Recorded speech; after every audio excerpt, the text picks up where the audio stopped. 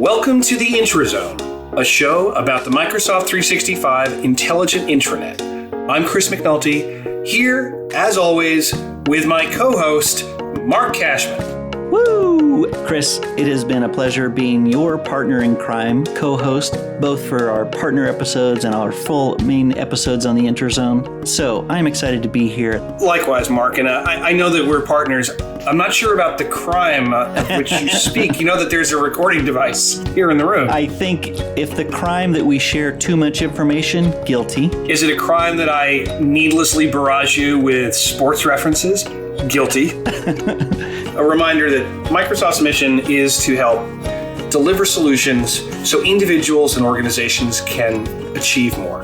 And this year, more than ever, it's so important to remember that none of us are alone, that we're connected and we can't do things alone. So each month we sit down with one of our partners who deliver solutions and services to help our customers on our joint mission of achieving more. On this next episode of our Microsoft Partner Plus customer series of the Intrazone, we're talking with David Lavenda from Partner Harmony and Daniel Stuck of Bosch. And I can't help but just love to say Bosch, Stuck, and then if I can just take one moment to make the one sound I love whenever I think of power tools. So, okay, I got that out of my system. I think I was a little closer to a dental drill, so I was just wincing a tiny bit. Harmony's been, one of those long-established players in the SharePoint ecosystem, and as it's become the Microsoft 365 ecosystem, it's been great to have them with us on the journey. David's someone I've known for a number of years, and he is quite a character. He reminds me a little bit of our good pal Vesa over in Finland. So Vesa Juvonen, as folks know, when there are live events around the world, it seems like Beetlejuice, Vesa will make it there from Finland no matter what. And David's based in Israel. He shows up at events and conferences, all over the world, whether it's Stockholm, the West Coast, in Asia. He's been a really great member of the community. And Daniel is someone I know casually from Bosch. Bosch is just an amazing organization, and they really hold our feet to the fire with their expectations. They rely heavily on our services. Precision is important, as you would expect from an engineering firm like them. And it's just, I'm really looking forward to today's discussion. Yeah, I am too. And I'll start by thinking in terms of what David and his team at Harmony, what they offer. Historically with SharePoint, I think of the one feature that, kind of came and went and it got replaced. It wasn't a deprecation of sorts, but, the site mailbox, bringing Exchange and SharePoint closer together. But David and team, I think, kind of began that journey. We tried to shoehorn a feature for the benefit of some of the obvious integration that is there when you start to message and have content side by side. But after site mailboxes came and went, there's that continued value of what Harmony offers, which is be able to move from an email, especially emails with content, to move that into something that needs a little bit more long-term structure, some governance, and have that be not a hurdle for the end user to overcome. And where I know we're going to chat with David and Daniel about is how to make that real and what is that value from Bosch employees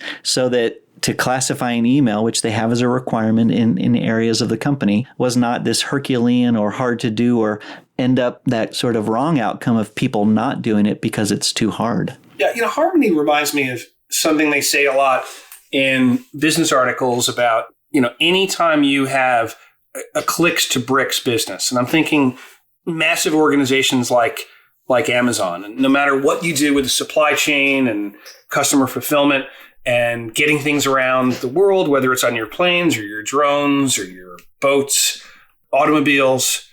It is short. We're recording this in early December, and I certainly have planes, trains, and automobiles in my mind, having had to watch that movie with my family during Thanksgiving.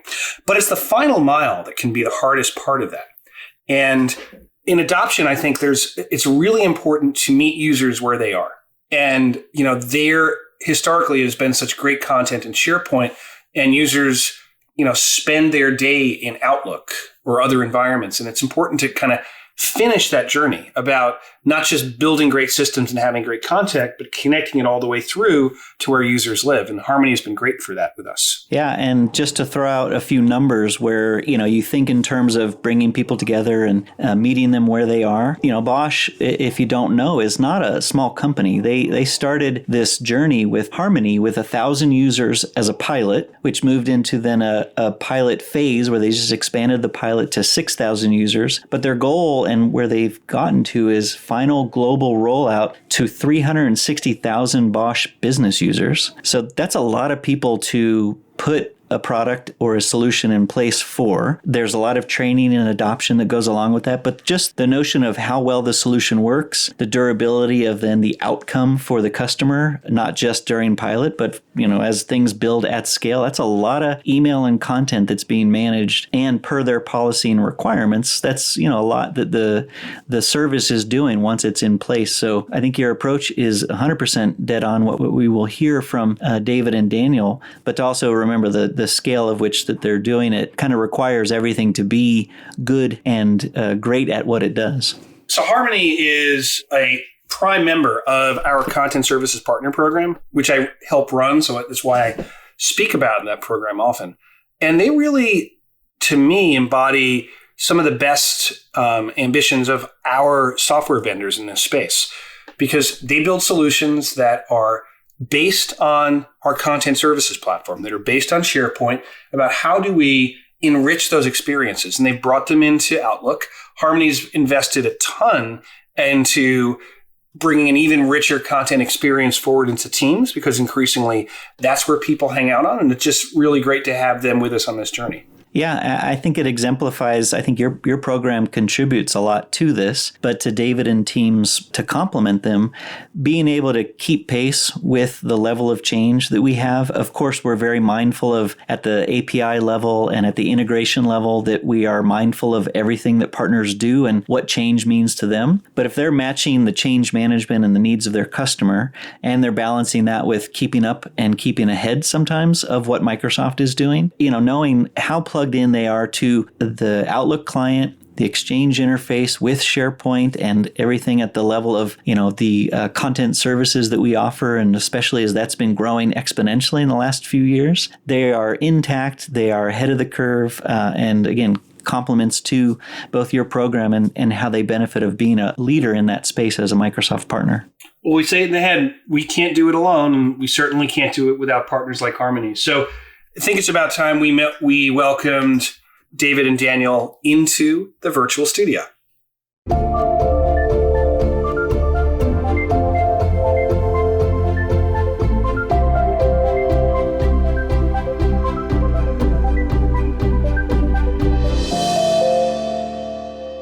So up next, we'd like to welcome our guests David Lavenda of Harmony and Daniel Struch of Bosch here into the Intrazone Virtual Studios. So gentlemen, welcome to the Intrazone. Thank you for having us. Hi, Chris. Nice to be here. I think it's great to get started by giving you each a chance to introduce yourselves to the audience. David, I know that you're a longtime member of the SharePoint community, and as we kind of have broadened into the Microsoft 365 community, can you help our listeners get a kind of sense of who you are, where you're calling in from, how you came to be tied up with this crazy Microsoft world? Sure. I'm dialing in from Israel, where I'm based. I'm the Chief Product Officer at Harmony, responsible for product strategy, product roadmap, as well as overall responsibility for marketing. As you said, it's been a long time. I know we've known each other probably for about 10 years already.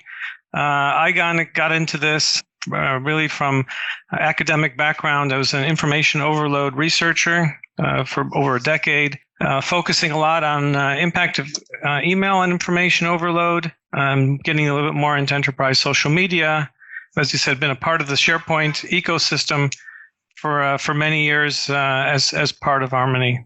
And I will say, just to your description, anybody and any product that can help with information overload, I am all for it. David, if you have any tips or tricks at the very end beyond product, I'm all for it. I find Outlook is a great way to have information overload. Well, I don't know if we have time at the end. I can discuss some of the findings of my master's thesis. I actually did was on the impact of email on the perception of information overload in organizations pre and post adoption of email. So it was, that's actually what I studied for a couple of years. So maybe if we have time, you want to chat about that, I can. Yeah, I'd love to. I maybe one quick question. It's a yes or no. Do you believe in inbox zero? No. Okay. Even if I believed it, I wouldn't be able to practice it. Understood. Yeah, it's a tough one. Daniel, we'd love to hear maybe more about your information overload. We'll get into the broader notion of maybe the information overload at Bosch and how you tackled it. But first, to learn a little bit about who you are and what you do at Bosch. Yeah, I'm Daniel, and I'm a senior project leader in the area of application development and rollout. So I'm located in the central IT department of the Bosch Group. And Bosch Group is, of course, a very large business and also quite diversified in its product portfolio. And we, as a central IT, really are at the center of gravity for all IT topics, independent of a certain division or business unit. So as a project leader, I take on various tasks. And actually, I'm only in this information lifecycle management and records management topic, focus on really core IT of the digital workplace since about 2018. So fairly newbie, I would say. And right now, I'm really definitely talking about information overload, but as we said, we'll get to that a little bit later.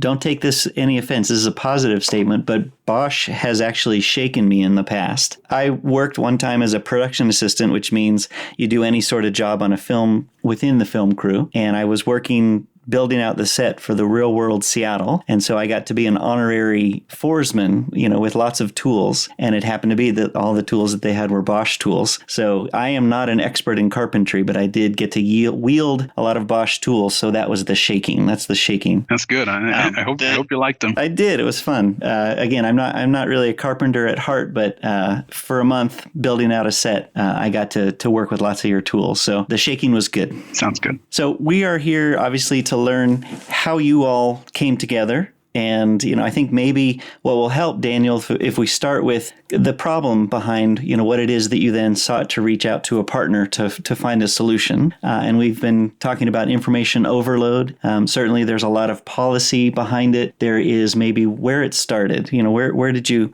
start to raise your hand for a little bit more assistance and some background to it? There's two perspectives to that. There's my personal perspective as a project leader who got assigned to, execute a certain scope, right? Typical project leader assignment. However, to really get the context, I would go about half or one step back and just talk about the journey where we came from for a minute, which actually started for Bosch, not in the middle of nowhere, of course, a company with 130 years of, history. You always start somewhere on the brownfield. So we were coming from SAP portal rooms as a, let's say, document management system where business records could be, stored or even archived and accessed. That was generally also, defined in our corporate policies and guidelines, usually on a corporate level, sometimes on divisional level or in the business unit. And for, let's say, some years, that worked out quite fine. But as time progresses, the support was canceled and Bosch said, what's going to be the future? And as we're already heavily depending on a lot of Microsoft products in daily life in the digital workplace, so basically the decision was then also taken to move on to SharePoint as the future as a document management system for Bosch in general. And that also, took a while, as you know, from your basically peers. Even the SharePoint adoption itself can be quite a journey for large companies to get the people to move over, understand the functionalities, and just adopt it for their daily life. So that was basically like one of the big steps that were taken. And at a later point in time, then when we came to my project, which is focusing on the way we handle emails, in which format, how much to store, where to store, how long to store, so all the typical facets that you would find in the question of information lifecycle management, as well as records management as a sub part of that. Basically, we said just keeping information in Outlook for, maybe 90% of that information, that's fine. But there is some information, specifically what we define as business records, some kind of business information with a legal or business retention obligation. This information really needs to go to an adequate document management system, which is SharePoint. Mm-hmm. From the end user perspective, is it easy for them to detect that 10% of content? And then, part of the need then is making that easy to then put it into the right place, where they can get at it. I know we'll talk about that, but is there that general understanding that it's easy to detect that 10% that needs to be further managed? I would give you the, let's say, politically correct answer. It depends.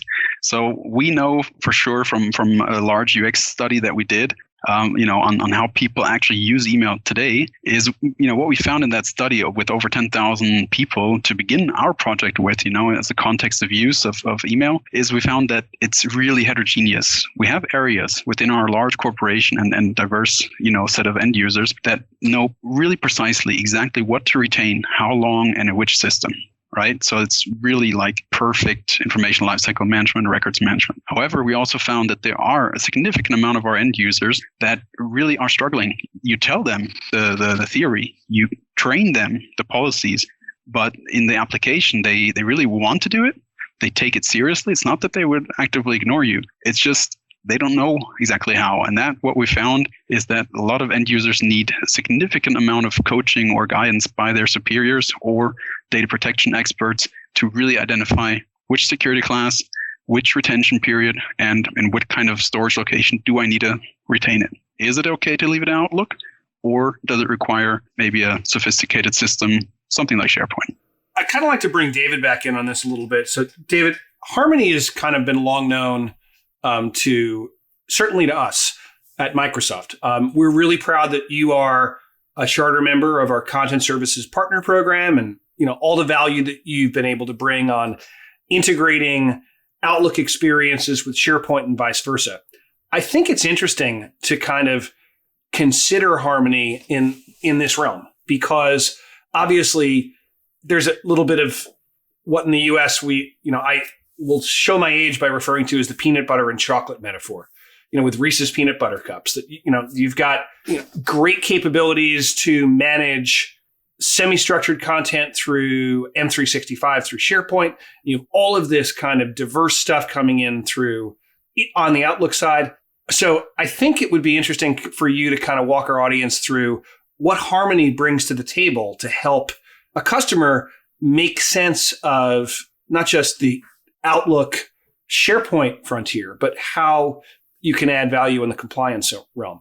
Right. So as Daniel was saying, a vast majority of emails are things that do not need to be retained for records, but there are significant numbers. And as Daniel maybe allude to, in Bosch, there's something like 9 to 10 million business emails exchanged on a daily basis. So even if it's only 10%, it's a phenomenal number of documents, email documents that need to be retained. And what we always say is that we make the right thing, the easy thing to do by allowing people to be compliant, by moving those emails into the centralized location SharePoint, by staying in their Outlook inbox, which is where people a lot of people still is their comfort zone, is where they spend their work time. And being able to literally drag and drop emails from Outlook into a sidebar that takes it to a SharePoint location, prompts people for metadata if it's required, helps people capture and classify the important emails. And by increasing the number of emails that are captured and classified correctly, we help organizations be compliant, help with information governance, and help with the email and records management compliance to a significant degree. And we see that from a lot of companies, Bosch being one of our significant customers, but we see that with many other customers as well. Just picking up on one of the things that Daniel had said, which I think leads to then, who would be our solution provider, once narrowed down to what we need to do and then what do we start or what do we continue with. But Daniel, you mentioned this move to SharePoint, which I imagine, wasn't the easiest of decisions, because it is a move, and at the scale that you're describing, with many thousands of end users, with the document numbers that we're talking about, wherever they lived, just that decision point. What was that SharePoint met that then maybe either was already thinking about Harmony in conjunction with SharePoint, or after SharePoint was in place, it really opened up a lot of opportunities to take it even further, to move it, closer to where your end users were, in this case, Outlook? At the time when those decisions were taken, I wasn't really so deeply involved, so I can't speak for all of the strategic or tactical decisions. But what is for sure is that we already took into consideration as a corporation that in the future, somewhere down the road, we're going to have a cloud strategy. How strong or whether it's going to be partially hybrid then also wasn't clearly defined. And there were many considerations, but I'm very sure that, let's say, that the opportunity to integrate it with other products in the digital workplace, for example, nowadays Teams and other things from the M365 suite, were definitely considerations down the road. But in the first, let's say, decision point, I think it was just the use cases, and the functionality that we had on our, let's say, list of things that the system or a new application has to offer, that it just met those requirements as the best fit, I would say. Yeah, of course, there's, when large corporations go purchasing, such large contracts, there's a lot of different things to check off and to make sure. But I'm very sure that, user experience, the chance to integrate and also collaborate with different people around the world, co-editing, co-authoring, versioning, and such. It was all on the list. And I think SharePoint, together with, say, the outlook of other Microsoft products, was surely one of the decision points there. Yeah, one other thing I'm always interested is once something is declared a record and moved from where it started to what you have deemed that sort of final resting place, how active is that content? Because I know one of the things that we sell and promote for SharePoint, whether it's declared a record or a work in progress, is access to that content in a way that it's a one version, one single source of the truth, that the entry point is at the ease of the end user. In this case, I think primarily shifting where a lot of people are, which is in Outlook. But how would you describe, again, back to the 10%, putting it in the right place, but then what do you do with it? How active is that? Once you have Harmony in place, end users trained, maybe just talk about then how that content is then active within Bosch. Yeah, well, actually, I would really like to even, split that into two parts of the answer, because what I can say, just go a half step back, is that actually the decision to go to SharePoint was at the time completely independent of Harmony. So the tool selection, to add on Harmony as a supplement into the existing landscape of applications, especially, of course, Outlook and SharePoint being the two affected, that was independent. Yeah, and triggered due to, let's say, other projects, which primarily is mine and a few others in the program, which are targeting, let's say, improvements on records management and information lifecycle in Bosch as a whole. So that was really a second step.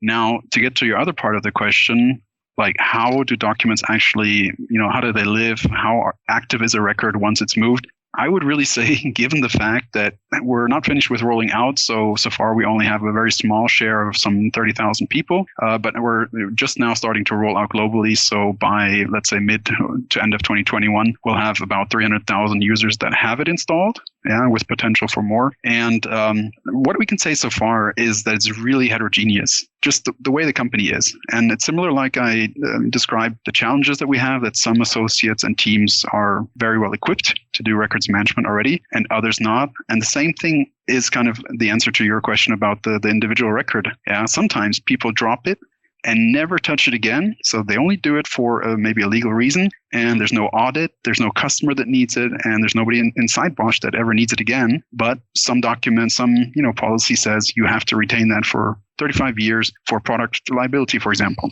Other documents, for example, they're really used in active processes. And if you take, standard processes like purchasing, procurement. So if you get a quotation from one of your, or 3 or 4 of your vendors, making a quote for a new purchase or some new product, and now your purchase associate or your buyer actually goes on vacation, and the only place that he has that document is in his personal inbox. And in Bosch, we don't have public, or typically we don't have public mailboxes. So unless you have a mailbox for the whole department, which they share, the normal end users or individual users' personal mailbox is not disclosed to anybody, not even the boss. So that's what happens with some documents, is that they need to be put into SharePoint so that just the next day somebody else can continue to work with it and keep the business process running, although the person that originally filed it is not there. Yep. It's interesting. And I'd love to get your take on this, especially coming from a precision-oriented culture like Bosch. The fascinating thing, we talk to a lot of customers. We participate in multiple online discussion areas about, what does records management even mean anymore?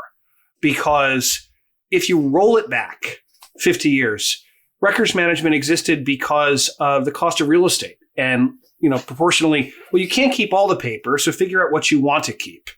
And we know that storage isn't cost-free, but in theory, you could keep everything if you wanted to in digital format.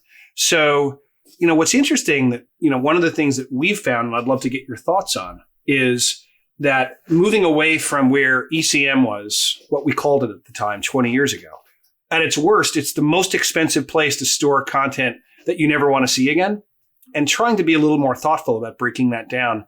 One of the things that we've found is that when you start bringing graph-based technologies in and all of this user interaction that's used to generate signals to show what's most relevant, the funny thing is that some of the content, if people are iterating and sending things around, that's a precursor to the record, actually scores most highly. But it is that absolute affirmative, yes, this is the final signed copy of the specification that should be used moving forward.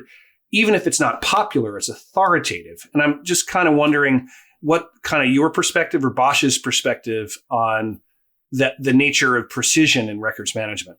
Yeah, I think if there were an easy answer, I would probably sell it to Bosch internally for $1 million. So you definitely pinpointed one challenge of organizations and individuals alike, no doubt. I can just basically confirm some of the things that you kind of touched on in your question itself, is that we find that some people really don't mind placing the official, purchasing contract, for example, like Bosch purchased Harmony licenses, for example. So my buyer from the official, procurement department in Bosch, a guy who specialized on procurement, he will place the final document, the contract, on his SharePoint site, for example. Yeah. And he will put 5 links into some other checklists and formal places. So he's done. But if 3 days later, I talked to David and our technical teams, product management, about some features and about something down the road and so on, then most likely we're going to all go back into our emails associated leading up to that one contract and find out what we had agreed, or, how we specified it, what were the assumptions. Yeah. And, in daily business, you're going to have a lot of that. The same thing, like just as one really practical example from my current rollout, during our pilot phase with, some 8,000 users up front before we really got rolling, we identified a use case where people had hundreds of gigabytes. I mean, we're talking like 300, 400, 600 gigabytes of mails in old PST files, which we asked them to get rid of now and consolidate in their inboxes or mailboxes. And they said, no, we can't give up those old. And we said, hey, the target in Bosch is to get rid of 50% of all that old data, because the experience shows that, at least 50% is not even needed anymore.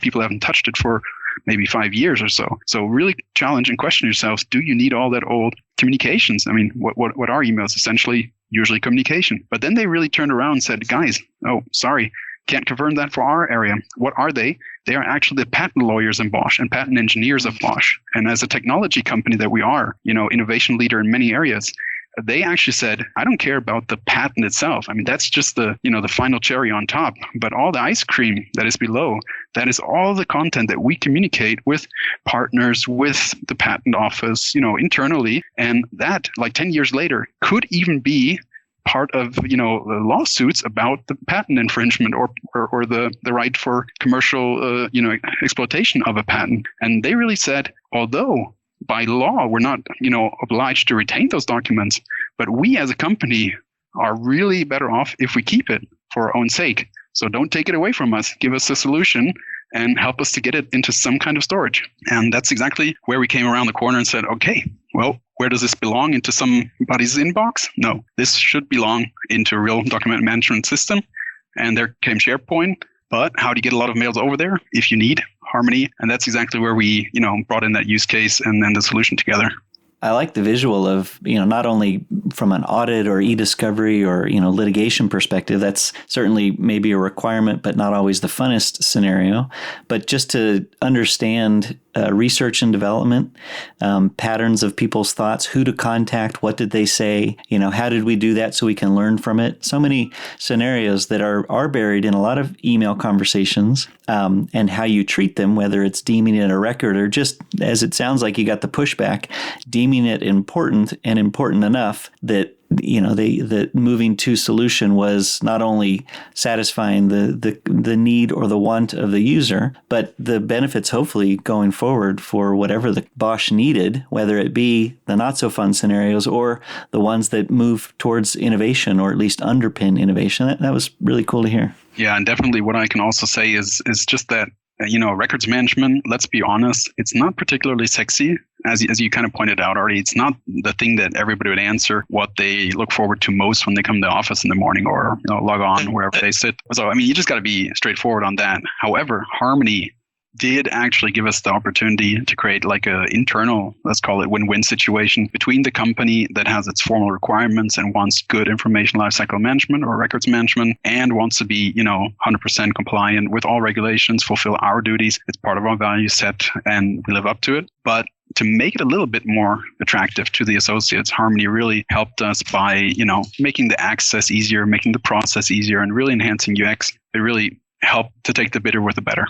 I think Chris might disagree with you that ECM or content services is not sexy. Chris? Sorry, I would just say that ECM is sort of classically composed is totally unsexy. ECM is a means of automatically generating knowledge and using AI to anticipate people's next needs. I think it's like mystical magic when you see it working. So yeah, I might disagree slightly. I think maybe we're going to have an ECM walkway for the intrazone, and we'll see how it struts its stuff. I want to shift a little bit of the conversation to, I think, the now, but it also feels like, the future is now. And David, I have a question. When you introduced the capability to move from email into chat, into the Teams workspace, selfishly and I think fairly loudly now for the last few years, we've been talking about the content service behind Teams is SharePoint. So there's sort of our already built integration. But I'd love to hear how your solution benefits Bosch, but also how you added Teams to the destination point of where you were thinking how Harmony needed to further their integration and what they offered to their customers. Right. So with Teams, as we see, as you mentioned, it's certainly the numbers that were published even last week, 115 million users is an insane growth from over the last year. It certainly had something to do with the COVID crisis and the working from home revolution. And that's also something that we've seen in terms of the move to Teams.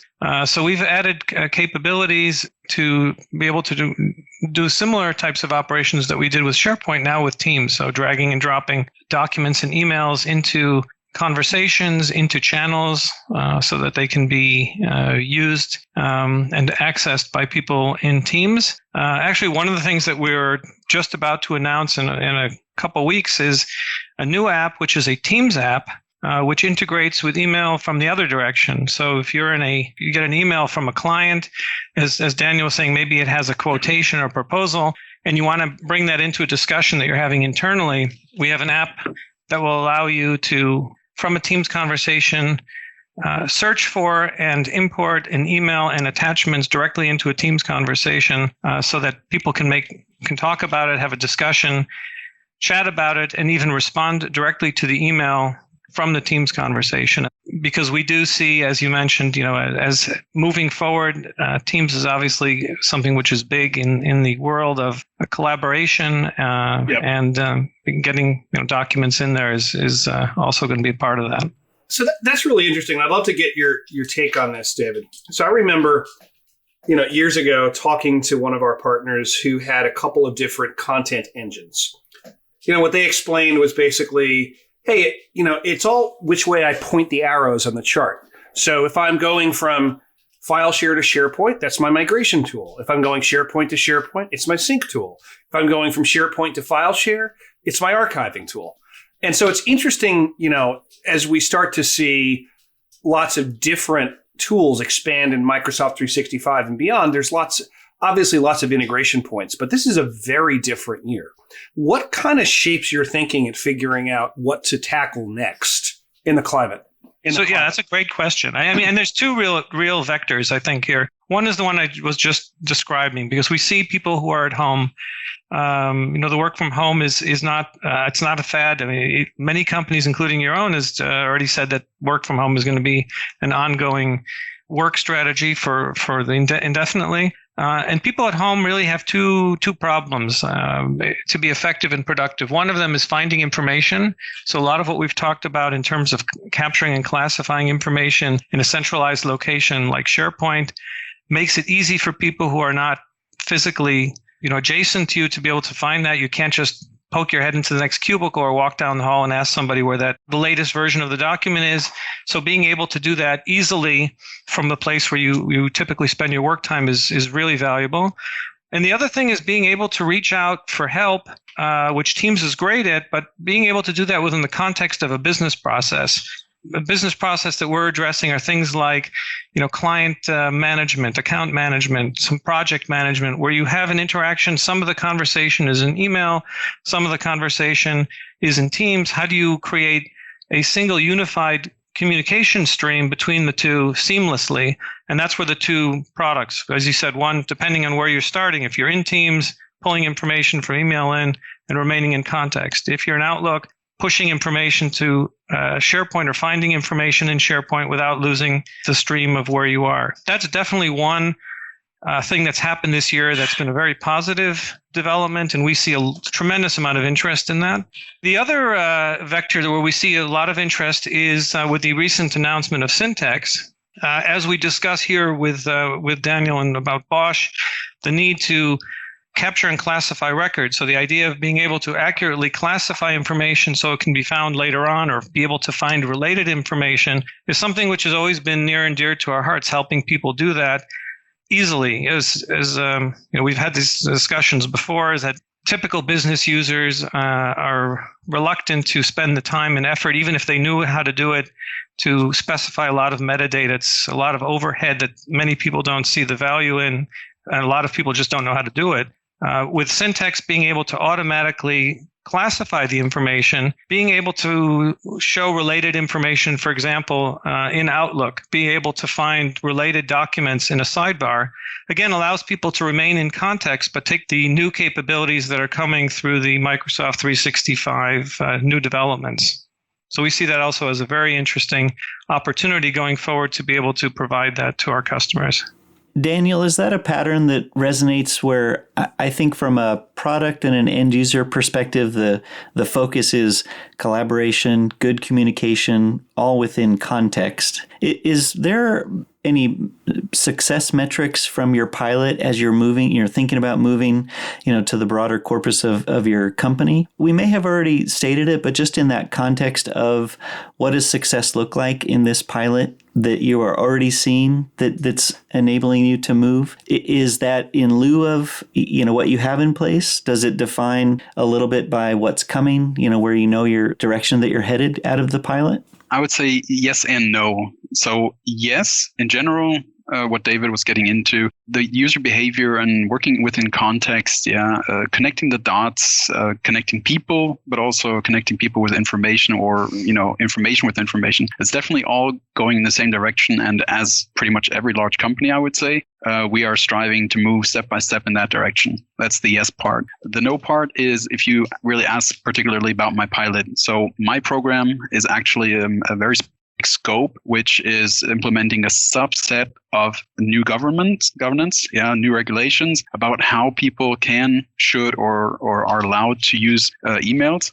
And one part of it is introduction of Harmony, motivating people to store records in the appropriate way. One is, for example, setting a certain retention policy on their mailboxes, by default by the company, so that we don't accumulate this overflow of emails, forever and ever growing and losing sight of what is really important and what is not. And also getting rid of like old formats, like PST files where people just, bundled in those container files 50 or 100,000 or even more emails and parked them somewhere else. So in the context of my particular project, which I'm rolling out, we don't have metrics that would really resonate with what David was explaining. Bosch as a whole, beyond my program, of course, we see initiatives like the Microsoft 365 program itself, with Planner, with MS Teams already being adopted heavily, moving to Office Pro Plus, and a lot of the little, let's say, puzzle pieces that you're all familiar with. And that's where we are right in the middle. I mean, we are in the early adopter network, have tons of pilots going on, and we're already doing first migrations to Exchange Online. But here also Bosch, I would say, is maybe a little bit of late majority to say, as a large corporation and a little bit conservative and risk averse, we always like to have well-established systems, and then we take them to our end users. So in that context, yes, it's going in the same direction, but we also haven't, for example, adopted things like the graph yet, or, also sometimes limit the way the Microsoft suite actually accesses data. Because, as you probably are aware of, also Germans in general, but especially also Bosch, we are, I don't want to say concerned, but we take care of data protection to a very high degree. So that means until those questions are evaluated and assessed properly, we always start with, let's say, limited set of functionalities, get people going on Teams and on other platforms and applications, and later on we can extend it then to those aforementioned tools.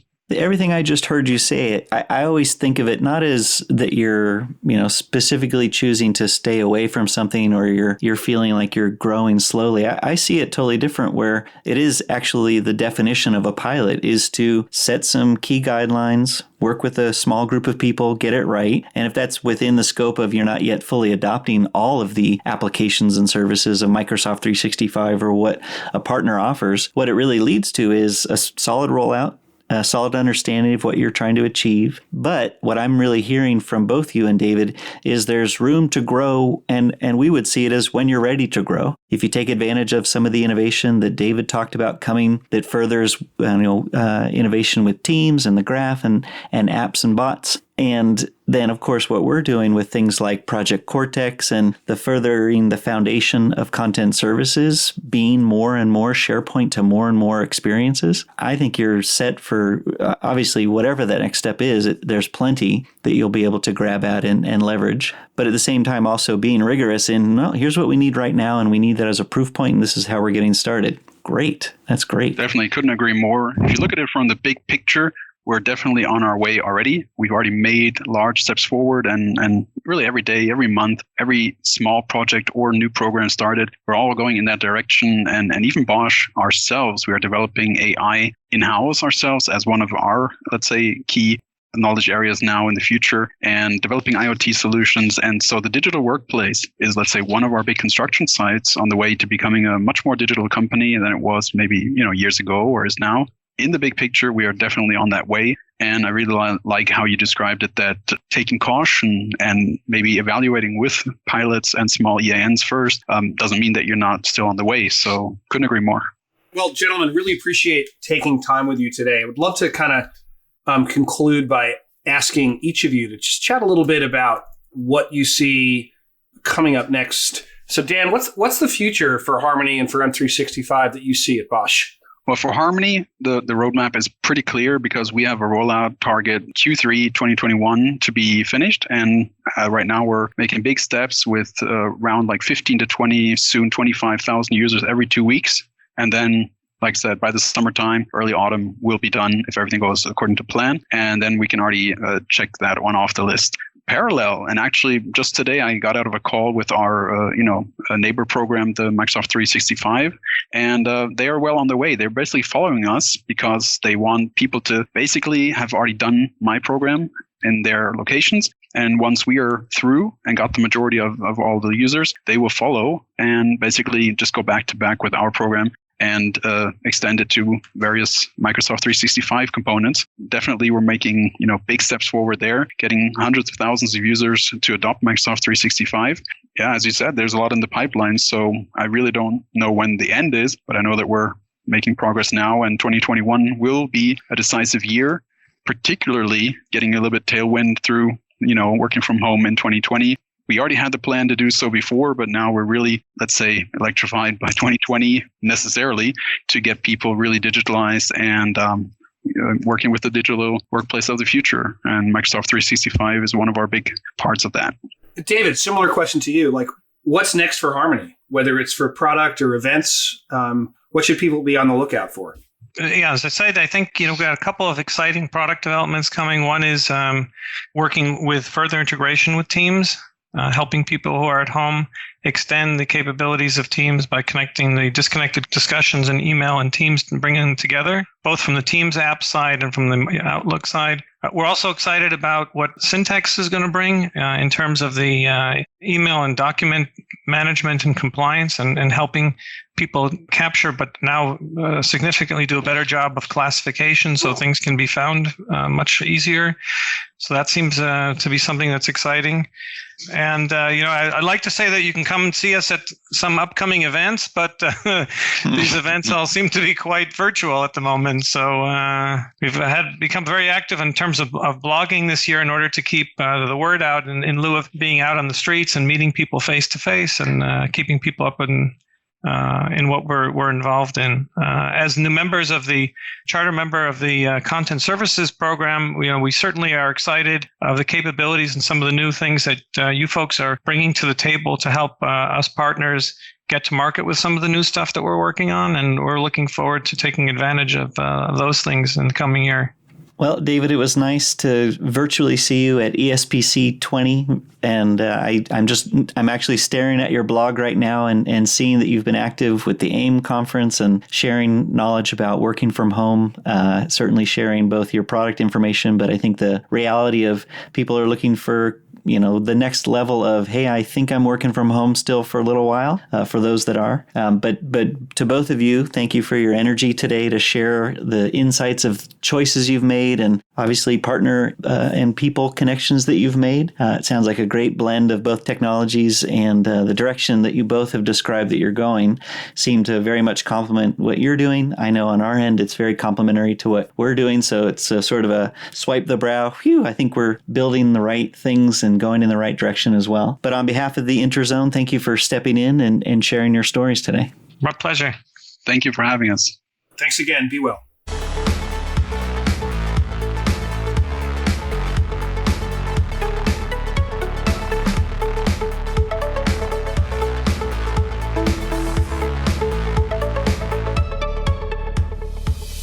So, Chris, any specific events that either are closing out 2020 or on the horizon that we now know about to get that early look into what's coming? I'm glad you asked, because I don't think a lot of us are really planning 2021 just yet. It's been, as they say, quite a year. But about half an hour before we sat down to the recording, we got a note from one of our longtime industry partners, AIM. So AIM has announced that the AIM 2021 conference will be held April 27th to 29th. This will be completely virtual. It's a great place to look across the whole industry, not just Microsoft, but other players in this space, OpenText, IBM, Highland, Alfresco, anyone who touches content, anyone who deals with records management, AI, knowledge, this is the place for you. They're moving the event online. I think they borrowed from some of our SharePoint event. Their subline is a galactic digital experience. I'm looking forward to traveling the galaxy with AIM next year, and you can learn more at aimconference.com. Well done. Hot off the presses. I love it. I know that's always a great event. I know you're well plugged in there with your cohorts, those that are really exemplifying how it is that people can manage content at scale, and always a shining light of how to do that right across not just one technology stack, but just best practices and industry standards and all of that. So AIM is a great group, and of course, they always put on great events. Mark, I'm going to surprise you with an Intrazone first. We have a plea for us to take on new sponsors in the new year. Oh, really now? Well, my 17-year-old son is obsessed with a particular brand of kombucha that's brewed up in Bellingham, about an hour and a half north of Seattle. And he has a plea for us to take on sponsors and accept payments in cases of kombucha to be shipped to my house. So okay. I think that's about as far as we can go. I explained to him we don't usually do advertising on the show, but I thought I would at least close with a moment of levity on that. And even if we don't land that sponsor, I know now the perfect gift to send to your house. Well, that's a wrap. Another successful episode of the Intrazone Partner Edition here with you today. Special thanks to our guests, David Lavenda from Harmony and Daniel Stuck from Bosch. You can check out our show page for links to all that was discussed today and more.